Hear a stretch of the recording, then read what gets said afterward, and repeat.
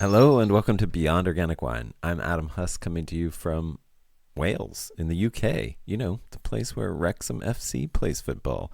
And much more importantly, where I'm visiting with Gemma and Paul, the delightful folks behind Hebron Vineyards and its arbustrum, or vineyard system featuring peewee vines growing on a living willow tree trellis. Please check out their episode on Beyond Organic Wine from earlier this year if you haven't yet. They're amazing and what they're doing is really cool. Thank you all so much for listening, and a big thank you to those of you who support Beyond Organic Wine. If you live in the Los Angeles area, we're holding a special Beyond Organic Wine brunch on December 15th, and tickets are now available at beyondorganicwine.com on the new experiences page. This will start at 1 p.m. Sunday, December 15th, and feature some deliciously uncommon wines and several organic food courses, as well as a tour of Crenshaw Crew, my home food and wine garden in South Los Angeles. We'll update with more details on the ticketing page at beyondorganicwine.com as we lock in the menu, and very few tickets will be available due to our space limitation, so I'm guessing this will sell out quickly. Now, this episode features a conversation with Adam Tolmach of the Ojai Vineyard. And for anyone who has never heard of Ojai, it's spelled Ojai, and it's located not too far from Los Angeles, in distance at least. Driving is a little bit different depending on traffic. Adam Tolmach lost his estate vineyard a couple decades ago to a vine disease that is endemic to Southern California. This disease has become a serious problem for anywhere in North America that has mild enough winters, and that area is steadily creeping north. This vine disease is known as Pierce's disease. It's spread by insects, specifically sharpshooters, and as Adam suggests, it was the cause of the death of tens of thousands of acres of vineyards in Southern California and likely contributed to the contraction of the wine industry here and its move to Northern California by the end of the 19th century. There are currently only two options for preventing your vineyard from succumbing to Pierce's disease if you live in an area that has it, which is pretty much the entire southern United States. You can either spray aggressively with knockdown insecticides, that is intense, kill-on-contact kind, or you can plant varieties of grapes that have inherent resistance to the disease. And those varieties of grapes are the kind that contain the genetics of the native vines that have evolved with the disease. In other words, you need hybrids. There are no vinifera varieties that are resistant to Pierce's disease. So in 2017, Adam resurrected his estate vineyard by planting a selection of modern hybrid grapes that were bred here in California specifically to be resistant to Pierce's disease. There are so many really incredible discussion points that come up in this conversation, and I don't want to spoil them, but I wanted to give you some further context for this conversation.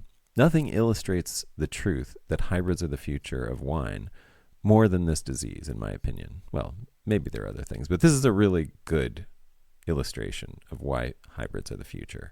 With climate change, the range of this disease is continually spreading further north. It is on the doorstep of 90% of all the winemaking in the United States, and it is knocking louder every year. It was recently found in Humboldt County, which is almost to California's northern border. It is a zero-tolerance disease, in the sense that, as Adam says, one bite from a glassy wing sharpshooter, for example, or any insect that carries the disease, can kill that vine within about 3 years. So the choices are pretty stark about what you can do to deal with it. Either A, cling to vinifera and nuke your vineyards with really awful chemical insecticides continually, essentially creating a dead zone around your vines, or B, adapt and embrace change and build a wine culture ecologically on a greater diversity of varieties. As I began researching for this conversation with Adam, I discovered that there are actually quite a few vineyards who have planted small amounts of the resistant varieties that Adam grows. Even Camus in Napa Valley. Nobody's really publicizing it yet, but hybrids are being integrated quietly, almost surreptitiously into our wine culture here. We're at the don't ask, don't tell phase with regards to hybrids in California. Someday soon we're going to have to grow up and embrace them as equals, and I'm really grateful to Adam for being one of the folks who's willing to champion them. Pierce's disease and resistance to it are complex, so depending on where you are, You may have more or less pressure, and vines that do well for some people may not do as well for others, depending on many factors. And there are quite a few other hybrids besides the ones Adam and I talk about that have some level of Pierce's disease resistance. The varieties known as Delaware, Delicatessen, Norton, and Villard Blanc are reported to be moderately resistant. For stronger resistance, you may want to start working with varieties like Blanc du Bois, Lenoir, Favorite, Herbamont, or other of T.V. Munson's Champagne hybrids. I'm probably mispronouncing. To name just a few, these vines may have other advantages over the hybrids we discuss on this episode, including resistance to some mildews. And please feel free to email me at connect@organicwinepodcast.com if you're interested in learning more about Pierce's disease-resistant varieties. And it's worth mentioning, I think, that hybridization is not a way to come up with a new Cabernet Sauvignon. Just one that is bulletproof against Pierce's disease or any other disease or fungal pathogen. Some grape breeding is conducted this way, it's true. We are so attached in our modern wine cultures to varieties. It's like we've all been drawn into and indoctrinated by a varietal cult. So it's really hard to think outside those ideas. But hybrids are a way to embrace and emulate the process of sexual reproduction and resulting adaptation that is how all of nature has evolved forever. So these hybrid varieties that I've mentioned and that we talk about on this episode are just one more step in an ongoing journey of change and adaptation.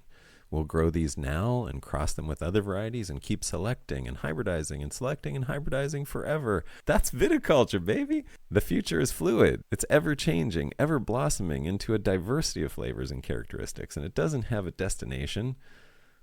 And maybe that sounds tiring. Like, man, just give me my Cabernet and let me sit down for a minute and sip my juice, All this constant change is exhausting. Well, I feel that. But you are part of that change. We are all part of it. Would you rather all that energy is given to building new grapes or building new chemicals to protect those grapes you refuse to let go of? Personally, I'm on the side of nature. I want to learn to flow with the flux, not fight it. And that's why I think hybrids are the future. Enjoy. Hey, Adam, welcome. Thank you for doing this. My pleasure. So you are the first Adam, I think, if memory serves me, that I've spoken to for this podcast in 5 years, which is kind of interesting for me. And so if I get confused and think I'm talking to myself, that's why. But could you introduce yourself and your winery and where you're located in the world? Sure. Yeah. So I'm Adam Tolmach from the Ojai Vineyard, and Ojai is located, south of Santa Barbara by about 45 minutes and north of LA by, someplace between an hour and a half and 6 hours, depending on traffic. Yep. And, and so, sort of simultaneous to this, to Ojai, I started Au Bon Climat winery up in Santa Barbara County with Jim Clendenin.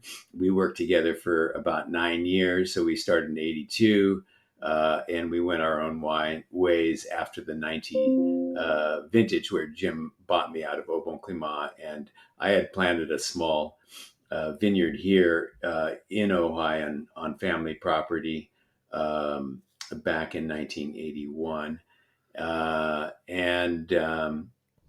And then, so at that point, I added, besides the grapes we were growing here, which was Syrah, mostly Syrah and Sauvignon Blanc, I added purchased grapes from northern Santa Barbara County, where the climate is really significantly different than here in Ventura County.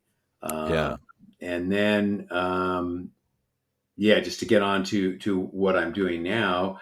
So anyway, we've continued. Well, yeah. Let me stop you quickly before, because so you have a pretty deep history, I would say, then in especially southern Central Coast, Santa Barbara area wine. And if you want to talk about like the Santa Maria Valley or any of that other history, like what got you into this, a little bit about your background and Oh, sure. Yeah. Yeah. I grew up in a family that I grew up in Oxnard, California, a family that drank wine with dinner every night, which is a little bit unusual at the time. And Yeah. so, really, by happenstance, I ended up applying to UC Davis and then immediately kind of zoomed into the viticulture and enology program. And I graduated with a bachelor's degree in 1976. And, simultaneous to going to college and even early, even in high school, I was kind of fascinated by the transformation of, juices into wine. And that was, lots of fun. And then going to Davis, I ended up being introduced to Kermit Lynch Wine Merchant, which was in Berkeley, California, and of course now is a national distributor of imported wines. And I was particularly, taken with Syrah from the Northern Rhone, and of course fascinated with Burgundy as well. And then, then after college, I ended up starting a truck farming operation, which is basically growing vegetables and selling them roadside. My Oh, family's property here in Ojai that my grandfather bought in 1933, and so that went okay, but it was a lot of work and made almost no money. And so then I got a job in my field of study up at Zaca Mesa Winery in San Ynez Valley. sure. And from there, worked a couple of years, met up with Jim Clendenin, who was working there as well. He was their first employee. And somehow, yeah, we were sort of tired of the conventional, of what they were doing there. I mean, it was good, but there was more to learn, and so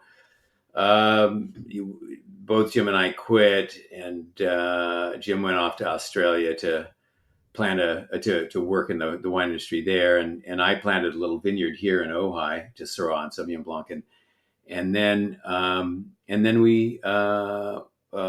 Jim found a job through Becky Wasserman in Burgundy, and asked if I wanted to come along. And so, yeah, we did that. And then afterwards, we started a little winery called Au Bon Climat, and worked at that on that together for 9 years before we went our own ways. Right on. Nice. And so that your winery is called the Ojai Vineyard, right? Correct. Yeah. And which does source from an Ojai vineyard or two, but also sources from other vineyards up in the Santa Barbara region, like you were talking about, northern Santa Barbara County and stuff. Right. Yeah. And then, so yeah, I planted this vineyard in 81. Yeah. It, Well, the it history wasn't of that really, vineyard is kind of the whole point of why I wanted to talk to you. So yeah, yeah. please, if you want to go into that, that's fantastic. Yeah, and so I planted this vineyard, and to vinifera varietals, and in 81, and we started producing wines in 83, and but after very few years, we started to see some problems out there, and it turns out it was a disease called Pierce's disease, and so it's a bacterium that clogs up the water conductive tissues of the vine, and it's spread by something called the sharpshooter. And there's actually other insects that can spread the disease as well. It was first discovered, or I don't know if it's first discovered, but early on it was discovered probably in the 1880s or something like that, down in Anaheim, California. And Right. originally it was called Anaheim's disease because at the time there were more grapes planted, in the LA basin there than in Northern California, Yeah. and so tens of thousands of acres got uh, uh, destroyed. They died, and I vaguely knew about the disease, but we ended up getting it here, and it's endemic to Southern California, cool places where wintertime temperatures don't get that cold, and in areas close to river habitats, riparian habitats. Right. And we're right, we're perfect for all that stuff. And so after I pulled the vineyard out in 1995, we had no grapes here. We bought some other grapes in the Ojai Valley that were less affected. And and then it was in 2017 we were able to get tiny little plants from Andy Walker at UC Davis, who had developed these new vines. They're hybrid vines that were vinifera crossed with Vitis arizonica. And the Vitis arizonica, which is native to the Southwest, is naturally resistant to Pierce's disease, to this disease we're talking about, and so Andy took it's all through natural plant breeding and no GMO stuff here, and he took vinifera, crossed it with the arizonica, but then back crossed again and again until he got to 97% vinifera.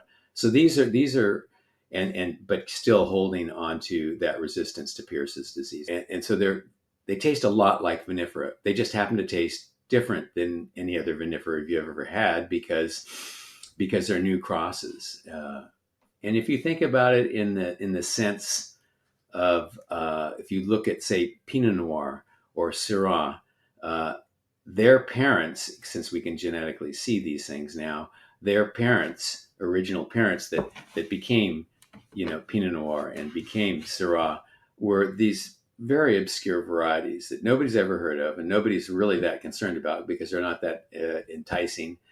But when you cross, when you do a cross, a hybridization, you don't really know exactly what you're going to get. It's sort of like you just don't know if your kid's going to be, blonde and blue eyed or what. It's not totally known. And so that's sort of the exciting part of these new varietals is that they, after Andy did all these crosses, they had thousands of possible new hybrids, but then kind of winnowed it down to what they thought looked like the most interesting things. And so we have 4 different varietals, 2 whites and 2 reds that are pretty interesting, and they're making delicious wines. They're not called Chardonnay or Cabernet, and so we pretty much hand sell them to our direct customers. Huh. Yeah. So let me just step back and Sure.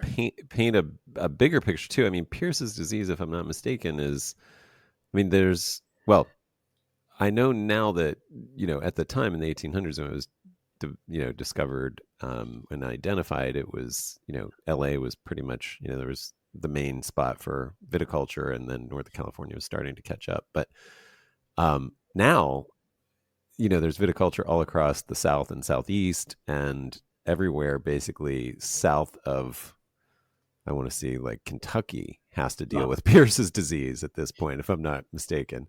Right, that's correct.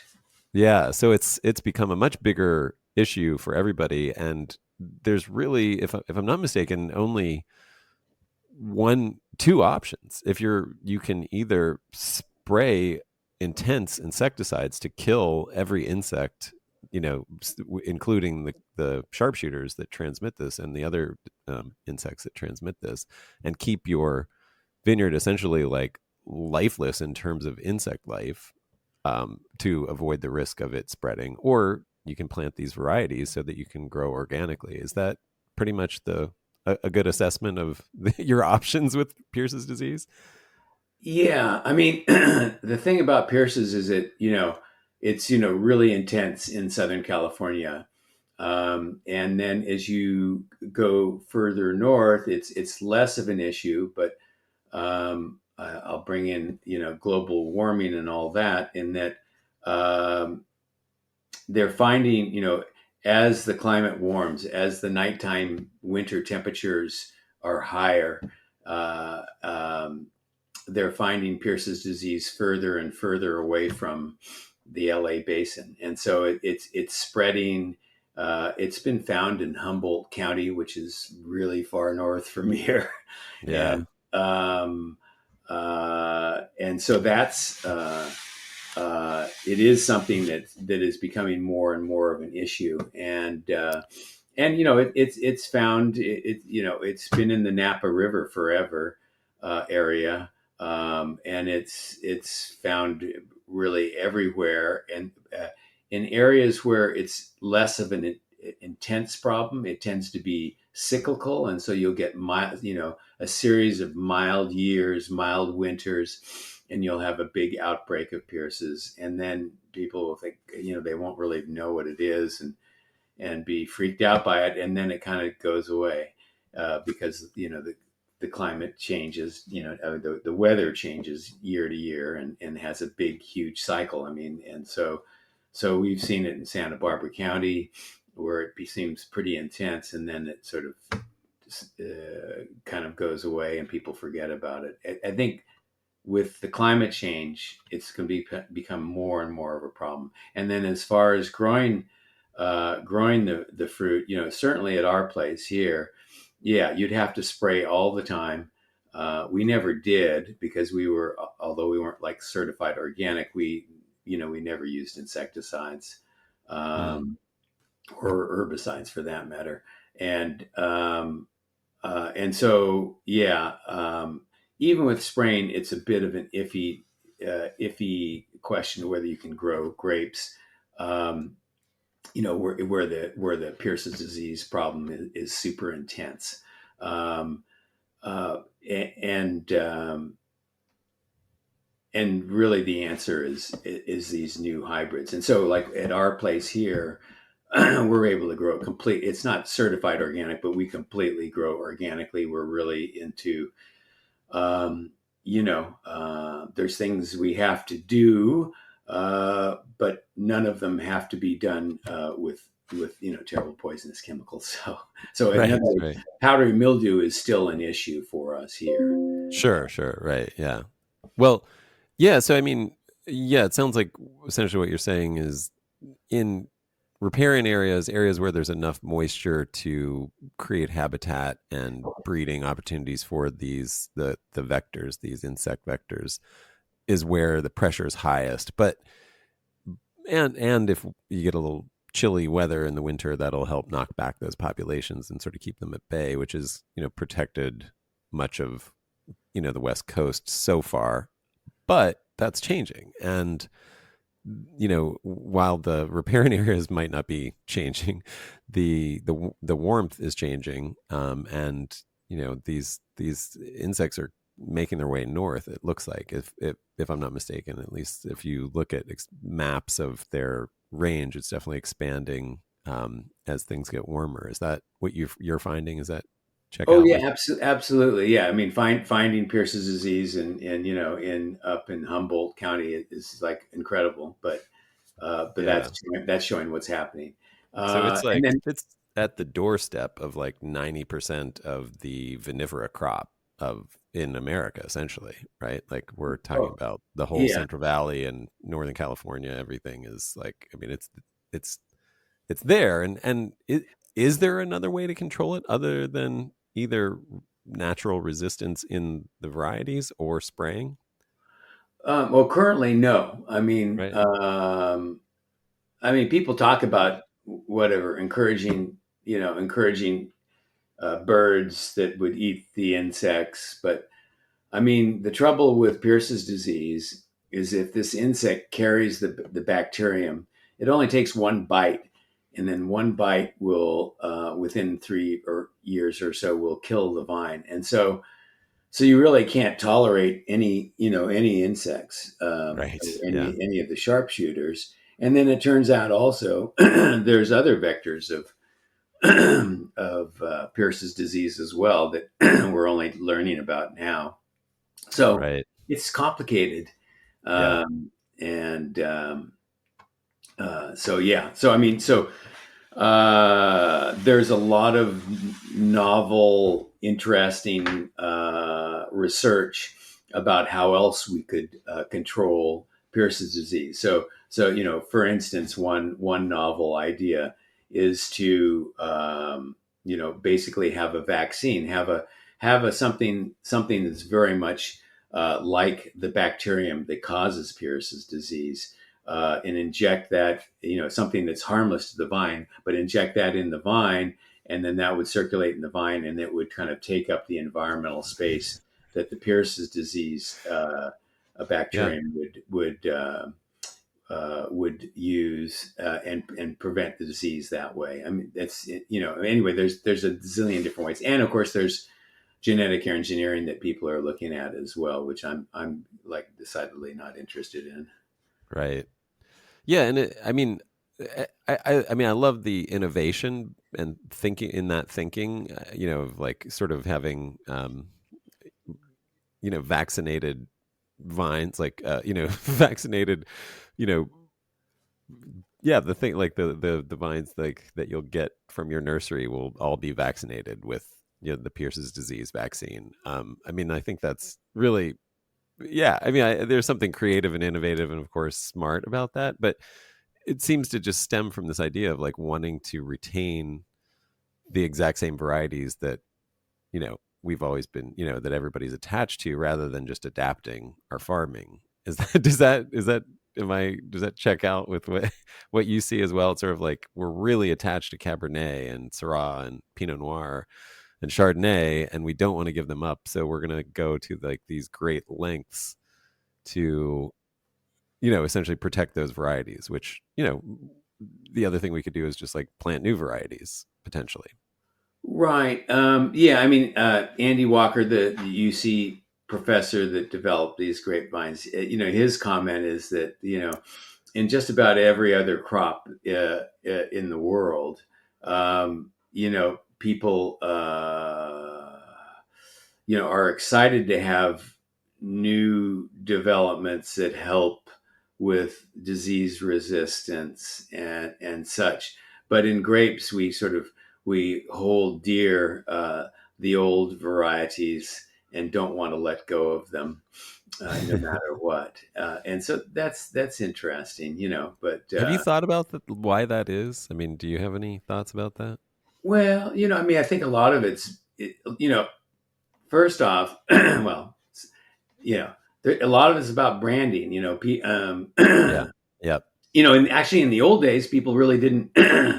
Well, and still in Europe, a lot people don't name the varietal on the label. It's like this wine is from Gevrey Chambertin, or this wine is from Sancerre or something. And they don't really talk about the varietal. That's sort of the American idea of that all started out with so pride in producing 100% Cabernet Sauvignon wine in Napa Valley, Yeah. which is okay. It's all good, but maybe we need to go more towards a place, and this is also one of Andy's ideas as well. That maybe we need to go more to a place of well, this is the wine from our spot right here in Oak View, Right. California, in the Ojai Valley, and Yeah. this is our red, and so actually that's sort of where we went, and so we developed. I mean, it's still called the Ojai Vineyard, our brand, but we developed a new label, and it does name the new varietals and it gives a nod to Andy, but we, in the tasting room, we sort of describe it. This is our estate white, and this is our estate red, and then we go into the story of like, well, why are they different? Why is it different? And And and that's worked pretty well for us. But it's a little harder in the grocery store if somebody's just picking up a wine to understand what it all means. And that's why people are comfortable with, gee, I think I'll pick up a bottle of Chardonnay.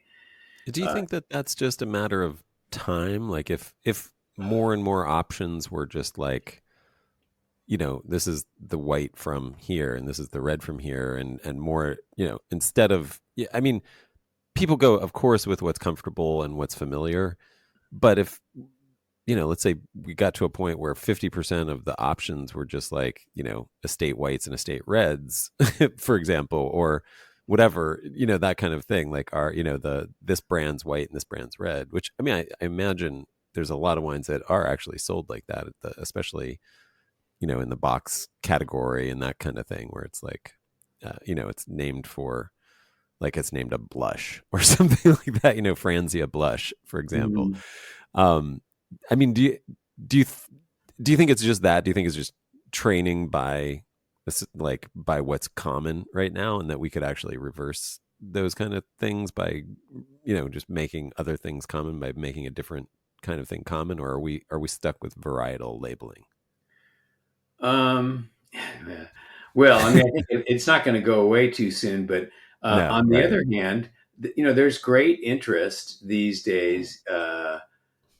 The market has broadened hugely in what people are looking at and looking for, and so that's been a really super positive development. That people are happy to go beyond the Chardonnay and Cabernet thing, and that's a segment of the market. I mean, there's always going to be people who want their Chardonnay or Cabernet. There's no doubt about that. But I think already the market has really dramatically changed. I mean, this was our 42nd vintage at the Ojai Vineyard, so I've seen a lot, and it's very different than it once was. There Yeah. weren't wine bars on every other corner and in the big cities, and so people really were like, they at the grocery store there was this and there was that, and I think things have really changed now. There's a huge variety Yeah. of styles and of flavors, and you have to accept the fact that I think in the world there's at least 1,500 different varietals that are made into wine. So there's a lot more interest in new things. So Yeah. that's That's helping, right? yeah, for So, sure. what have you noticed from, customers in the tasting room, and the kind of responses you've gotten on that side of things? What do what kind of conversations are you having? What are you learning from talking with people in Oh, terms I of? think people are, if you have a situation where you have, your own mailing list and your own tasting room, particularly the tasting room, if people are a little bit skittish, you can give them a taste, Right. and they can see that, oh, this wine's good, and whatever. Hopefully the price is right, and gee, it's different, and I like it, and we're seeing a lot of that, and there's been a lot great acceptance of these wines. That's been really fun. Yeah. And it looks like you do a lot of education about sort of the crosses, like the actual makeup of the crosses, in terms of like what the grapes are and how they're, what grapes went into making those grapes. Is that something that you find helpful, or have you, do you lean into that, or are you pulling away from that? Oh, I mean, we definitely, if you go to our website, yeah, we can keep it simple for you, but if you want to lean in there, we have pretty hardy descriptions of what we're doing, and we have a whole description about our progress with these new hybrid varietals, and Yeah. yeah, I mean, I'm do people, I mean, I guess it depends on the person then, is what you're saying. Like, some people do respond to that and find that helpful. And if the other people just want to taste it and be like, yeah, I like it. Is that, absolutely, yeah. yeah. It takes all types, and Yeah. yeah, not everybody is all that concerned. I mean, certainly a good selling point is we can now grow grapes here and successfully and have them grow well without using any insecticides or herbicides, and people respond to that, and Right. it's a very the wine that we're making, the two wines that we're making here are very low intervention wines. I mean, we don't do a lot to them, and they come out pretty cool. Yeah. Now, are you certified organic there in the estate, or are you just No, I'm not. practicing? I'm sort of phobic Yeah. of Certification. bureaucracy and all that Yeah. stuff. And I so, get it. I mean, we could be, we've considered it. We haven't really managed to do anything about it yet. Okay. But so yeah, so we are not, we're not officially certified, but I can, put my hand on a Bible and tell you that it's true. Yeah, well, I mean, you don't need to spray very much, and it sounds like you also have been finding that the powdery is probably your main thing that you have to worry about. Maybe bunch rot if you have like a little riparian area there. I don't know. It depends on the variety too. But it sounds like even powdery is these, even though they're only 3% native or whatever, 3.5% native species in these crosses, in these hybrids, they're maybe even a little more tolerant of powdery as well. Is that Well, they're not. okay? Okay. These varieties aren't. Now, Andy was working on powdery mildew resistance as well, which is Okay. really an important thing. That when you get close to the coast, it's really an issue. Yeah. But there are, I mean, the amazing thing is compared to when I started in this, there are just amazing alternatives that are very, that are non-toxic, that are not harmful. But it is, Sure. Yeah. it requires, tractor time and diesel fuel and all that stuff to Right. spray for powdery mildew. And, we, and quality is really negatively affected by powdery mildew. So we're pretty vigilant about it. And it turns out that in our spot here, that's the main issue. And we do have to run through the vineyard a number of times for that. Sure. Yeah. The weeds, we use a Clemens, which is a in row cultivator, and then we Right. mow in the rows. We don't do very much. I mean, obviously, big rainfall years, you have more weeds, and you spend more time cleaning them up. But it I, hasn't, just keeping on top of things, and it's sort of part of organic culture. It is, I mean, I guess you can sort of technically be organic and really do things in a very like industrial sort of way. industrial sort of way, but Yeah. our approach is a little more holistic than that, like a lot more holistic, and so we really are, we're really striving to keep the inputs at a minimum and try to work with nature rather than fight against it. But there are things, there's things like Pierce's disease and powdery mildew that there are wonderful organic alternatives these days, but you're not going to get those grapes if you if you don't pay attention. And that, to me, that's the big thing.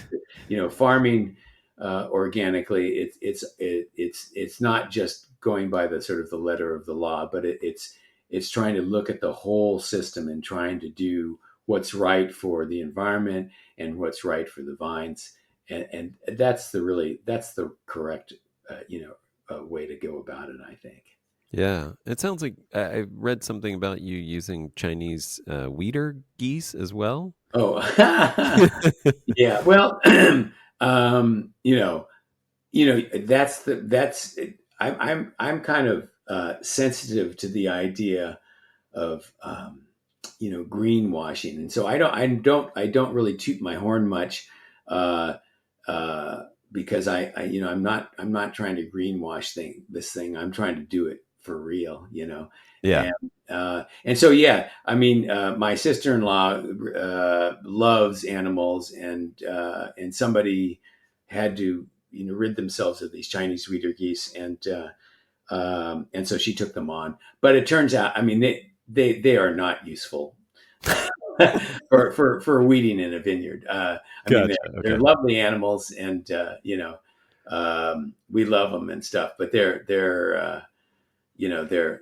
wonderful pets. But I Good. guess Their I impact think, is not. what you were talking about earlier about the vineyard, that's a vineyard that's set up really high so that sheep could go through there without chewing on the vine. Sounds like a really interesting prospect. Yeah, yeah. I mean, I think more and more of that needs to happen. It makes so much sense once you see it and once you work with it. There's, I mean, so many other benefits too, just like ergonomically for everybody who works in the vineyard. It's all right there at head height. You're working right in front of your face. Not bending over. Hmm. There's just a lot of benefits, and then just especially with climate change, the heating, the shade that you get, and the sort of like ground cover, you know, understory, second, like airflow and all kinds of stuff, just shading on the ground. That's a little more comprehensive than like a VSP system. It just makes a lot of sense once you start seeing it. And then the quality of the grapes kind of is the other thing that you start to see too, is just really, same amount of work, but higher quality just because of this way the system works. So I think I see a lot of more of that. And I think you experimented in one of your vineyards with high trellis too, right? You have a high trellis system that you're Well, working with. no, not No. really. I mean, so in the when I planted these new hybrid grapes, we did go with vertical shoot positioning, uh, Okay. but we don't start too low on the ground. I mean, it's somewhat comfortable, and we do go up pretty high, and we have the rows super close together. So we have the row Yeah. spacings at 5.5 feet, and the advantage of that is a lot of what you were talking about the shading thing. Ojai is pretty warm, and Yeah. so but with a vertical shoot positioning and fairly tall canopies and having the rows at 5.5 feet, a big part of the day there's shading, in the vine rows, and that's it makes a huge difference. And we've had great luck. We've gotten through incredible heat spells without problems with raisoning and sunburn. And so uh, the system that I picked out really is working pretty well. And so yeah, That's like great. looking at the environment and trying to make things work, with the changing environment. That's it's like super important. So the spacing is what, 5.5 by 5, something It's like five that? and a half by five. So yeah, I didn't have a lot of vines, and actually I'm uh, pretty happy with that spacing. It turns out these varieties are quite vigorous, and so it's nice to have a little more room between the vines in this case, because they are Yeah. they are quite vigorous. So Uh, what is the row spacing, is which one of those, the 5 or the 5.5? no, 5.5, and so Yeah. it's Okay. 5 feet between the vines. Got it. Okay. And so yeah, it's set up with cordon pruning, and so the cordon, each half of the cordon is 2.5 feet, Got it. Okay. and that You have, that's worked out pretty well.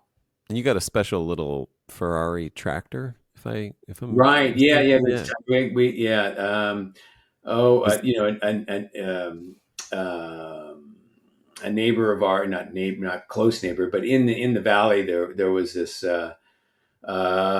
woman who was growing Kishu tangerines, and she bought this Ferrari tractor, which is an articulated, fairly high horsepower tractor, really ideal for our situations. And she was sort of retiring from what she was doing, and so we were able to acquire it, and it had just it had like 80 hours on it or something like that for a pretty low mileage. oh, and nice. and so we use that and to get down those narrow rows. But there's more conventional that you can get, John Deere tractor that is super, has the wheels in really close, uh, Right. that can work as well. Um, So what are you finding with the growth of these? Is the growth something that you recognize from working with like Syrah, which is a kind of vigorous vinifera variety, or anything else? Is there any analog in that, or like what are the differences and similarities that you're finding with these well, varieties? okay, so Or we have can you mention the varieties too, please? Like yeah, the sure, yeah. So we have four varietals, two reds, two whites, and so Paciente Noir is what we mostly have planted, and it's a varietal that has a sort of extreme vigor. It's sort of Syrah like a little bit, but it's more vigorous than Syrah. Okay. And so we do spend a lot of time, managing the growth and getting to grow upright in its vertical way. And but it does work, and we're pretty happy with it. It has pretty large clusters. It's ridiculously productive. We cut off between half and two-thirds of the fruit each year, Wow. just to so there's bred in vigor, which is not it's not altogether bad. I Yeah. also own a small vineyard up in Lompoc that's planted mostly to Pinot Noir, and it's really hard to it's not economical. It's Oh, Pinot yeah. Noir is doesn't do doesn't isn't very productive, and in a particularly in the Lompoc area, the cool springs oftentimes kind of wreck up the flowering, and so Yeah. yields are quite low. So it's kind of a delight to be able to have a varieties that are consistently productive. So there's, I mean, that's really the downside of the Paciente Noir, is that it just excessively vigorous, requires a lot of work to keep it under control. Right. On the other hand, of the four varietals we have, it's really quite intriguing, fairly kind of a floral aroma for a red wine anyway, uh, Mm. full of fruit, and that is, it has a perfume that's distinct and strong, and that's very nice. Mm. And then it's a hearty red, tons of tannins, and there's that. And then the other red that we have actually is a variety that was never released by Davis, and so we actually call it Walker Red for Andy Walker. And Right. and that one is very different. It's pretty upright in growth. Kind of looks. It's sort of like, it grows a little bit like Grenache. Looks kind of like Grenache. Has sort of Grenache or Zinfandeli kind of clusters. Um, and so it grows completely differently, and is much easier to manage, Hmm. and produces a softer wine that's I don't know, very fruit oriented. Hmm. And then we have two whites, Cominante Blanc, which is sort of the prettiest vine we have there. It's pretty low vigor, actually, all on the same rootstock, but still very low vigor in the same place. And very productive, even though you look at it and it doesn't grow a lot, and the clusters look petite and have small berries, and you think, oh, well, there's nothing there. And of course, it's extremely productive. We thin that one a lot too. Hmm. And that one's very distinctively, I mean, it's a bit like Sauvignon Blanc, perhaps. And it has a really distinctive perfume that's sort of not like Sauvignon Blanc, but a little bit like Sauvignon Blanc.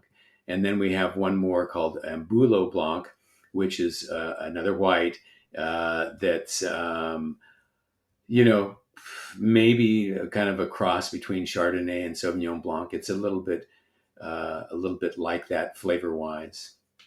And then sort of backing up to the reds, the Walker Red is sort of Grenache, Zinfandeli, and the Paciente Noir is I don't know. It's a little hard to say. Some people, Cabernet Franc, a little bit of Mourvèdre, uh, sort of in that range. A little bit of Syrah for sure, as far as Okay. quality of character.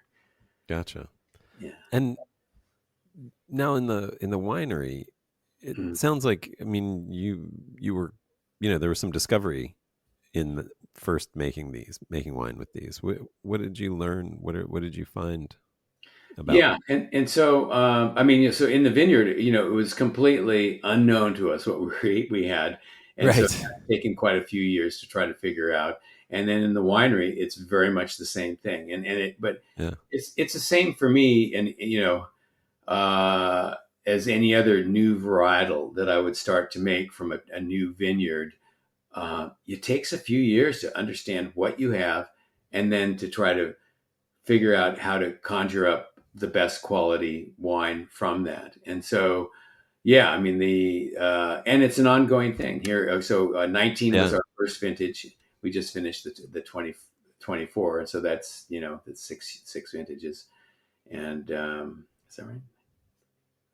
Sounds about Yeah, right. yeah, and, yes, and so I still feel like I'm learning a whole lot about like how to bring out the best in these. The whites are fairly tannic, and so we press them pretty delicately, and that seems to have worked really well. Okay. And um, yeah, we originally started out picking them very, almost on the underripe side to have sort of zesty acidity. I don't think that worked too well. We needed a little bit more ripeness. It showed the personality of the fruit better, and so that's where we're at on that. And the red, the main problem has been the Patiente Noir, which is just excessively tannic, and so I'm still trying to figure out what to do with that. The very Hmm. first one, we did a fair amount of whole cluster, and then pressed off very early, and that sort of moderated the tannins by pressing super early. Uh, Right.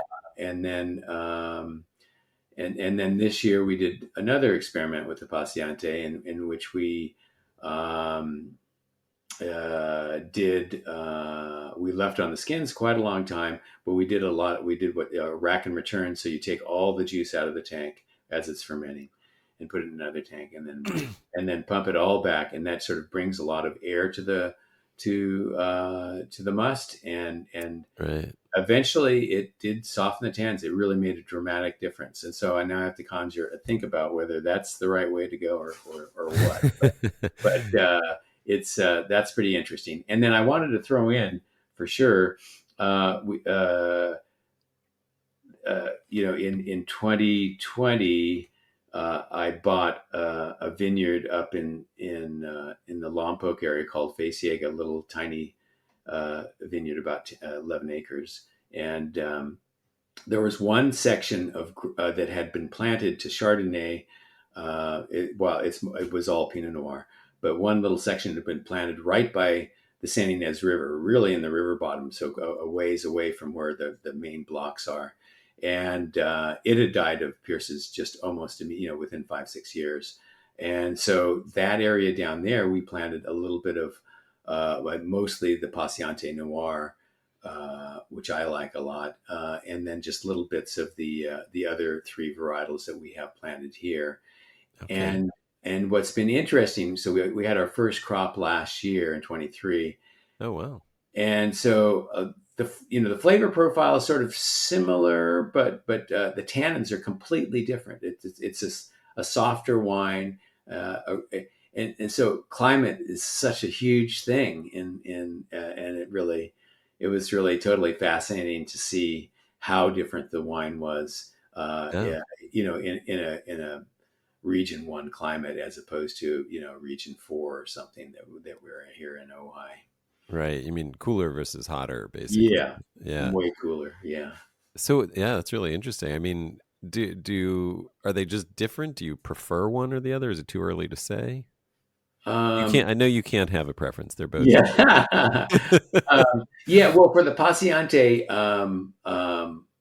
you know, generally speaking, I really prefer wines from cooler climates, Okay, and this one strikes me as even better than what we have here. So I'm pretty excited by that.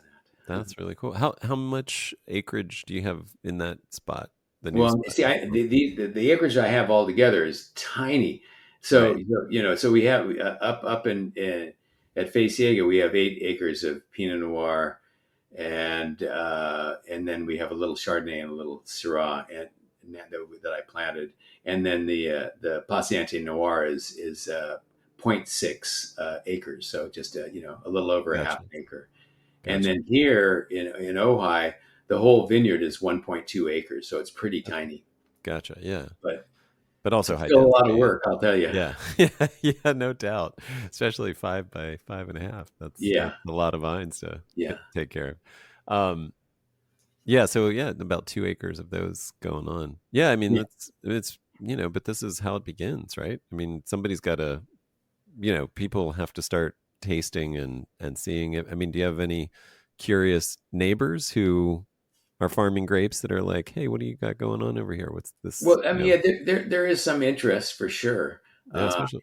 in what we're doing. And the thrilling thing is that the vines are so healthy. I mean, virtually every spot, has a vine that's healthy and productive, and that's just so wonderful to see. And Yeah. they have vigor. They're happy. It's so, particularly here in Ojai, where we really got devastated by the Pierces, that it's a thrill to be able to grow healthy vines. That's very cool. Well, gosh, have I missed anything? What else should I ask you about? I don't know. I think you covered a lot of the bases of, like, yeah, how do you sell it? How do you get people interested in things that aren't Chardonnay and Cabernet? Those are all really good Yeah. things. And then I think I got in some points there about, like, what they're like to grow, and I'm also, I'm very much up for spreading the word about these varieties, because I think, to be able to grow them, without all those insecticides is a wonderful thing. And Yeah. Yeah. um, so that's cool. So yeah, I hope to spread the word. Also, one other aspect of the as far as selling goes, you know, they can be used, as blending grapes as well. And so if you have a vineyard that has some problem areas for Pierce's disease, well, you could plant, these hybrid varieties, and then as long as it's less than 25%, you can blend them into a varietal wine without a problem. So Right. I think that's such a there. smart, yeah, such a smart idea. Yeah, just like have your sort of maybe even like ring your vinifera like a fortress of these vines, protecting, protecting the vinifera if you wanted, or at least, as a buffer, a riparian buffer zone kind of idea. That's like, yeah, it seems really Yeah, smart. and yeah, where you see, actually, Cayman's Vineyards up in Napa, they have quite an extensive planting of these varieties. And so I saw, a photograph of, I believe it was in the Susan Valley, which is near Napa. They along a river, um, they had sort of the photo of the vineyard with vinifera, and then how it failed, how Pierce's just knocked it out. And then after they planted Paciente Noir, how incredibly successful it looks. And Huh. that was pretty cool to see. And sort of like as a buffer zone next to the river, where the riparian habitat is, and where the pressure is highest. That's really cool. Well, the one thing I was going to ask, have you tried making any skin contact wine with the whites? I mean, you mentioned they're high tannin, and I know the instinct is to like remove them, but maybe some of those phenolics could be, if you treated them in the same way, made like an orange wine. Yeah, that's a thought. I'm not much into orange wines personally. Okay. I Okay. I have had a few that were really interesting, and just sort of by chance, last year we made our first orange wine, which was actually made out of Riesling from Santa Barbara County. Oh, that sounds And yummy. the Riesling we got for that wine, is naturally quite high in acidity, and Okay. and I like that, the zip that comes with that. And so the problem with orange wines is, if you're dealing with lower acid grape varieties, you end up with much less acid, because the skin contact contributes potassium, which causes the pH to go up, which means the acid's lower. And so Right. in our case, we just sort of barely have enough acid, if enough. And so making it into an orange wine would be problematic. I mean, we would almost surely have to add acid, or have a pretty imbalanced wine. So Well, the idea doesn't appeal to me, I but got, yeah, yeah, understood. yeah. Understood. I mean, my thinking about this and sort of my experience with this is that those phenolics, it's similar to making a red, whereas like, reds can be higher pH, but they, the tannins and phenolics that you get from the skin contact sort of make up for the absence of the acidity. And Right. Yeah. And I am, I'm interested. Personally don't care for those. I mean, I've had some right, right. great ones, frankly. I really have had some good, Grosvenor makes a really interesting one in Italy. And, Sure. uh, but, um, Just not your but thing. as a winemaker, I'm fascinated by it because it just like what you're talking about is, well, you have this interchange between tannins, and acid, and if it's more like a red wine, then the tannins maybe do contribute something that make the balance work. And so I'm completely. That's why we made an orange wine last year. It was just for the fascination of it. And Nice. Yeah. Well, great. Well, thanks so much for sharing this stuff. It's really exciting to hear about. Like as I was joking with you, I think you're one of, 3 people who are actually doing doing something with hybrids in California, and so it's nice to hear this perspective. And yeah, like keep us all posted. I'd love to hear how it goes, and I hope to get up soon to try some of that. yeah, please do. Yeah, I mean it's actually going quite well, and we're pretty happy with the quality. It's real fun that way. That's great. Well, thanks again. This has been a great conversation. I appreciate it. Sure. Yeah. Nice talking with you, Adam. Thanks again for listening. I hope you enjoyed that as much as I did. I want to thank all of you who support this podcast through donations, Patreon subscriptions, sponsorships, or just posting a great review and telling a friend. You make this podcast possible, and I'm honored and humbled and inspired by your support. If you'd like to support this podcast, you'll find links to all the ways you can support it in the show notes.